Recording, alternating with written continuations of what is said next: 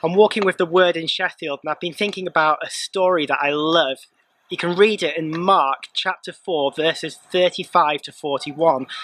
It's a story about a journey that Jesus' disciples take with him on a boat, and it says that in that journey a storm kicked up and the waves were crashing over the boat and the boat was filling with water. And what do in that kind of situation?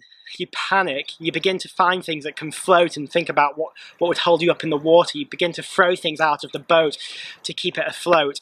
You do whatever you can to ensure your survival and the survival of the people around you. Very natural to respond in that way, but what was Jesus doing? It says that Jesus was asleep on the boat. That's not a normal thing to do. That's not a natural type of reaction. Why would he have been asleep on the boat?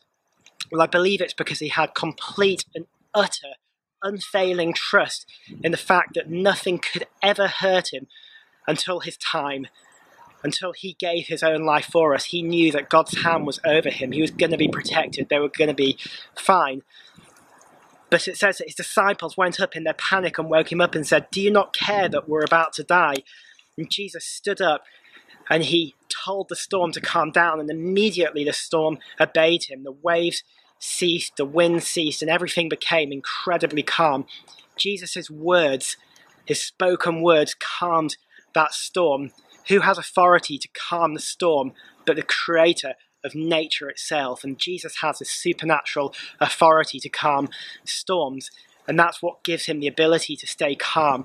And if he walks with us, if he is our creator, our friend, and our king, we don't need to fear. But this story isn't just about the ending of fear. This story is about a change of fear, because we read at the end of this story, it says the disciples were filled with great fear, and they asked each other, "Who is this that commands the waves and the storm?" At the beginning, they feared the storm because the storm threatened their lives. They thought they were going to die in that storm. But by the end of this story, they feared Jesus, the one who calmed the storm.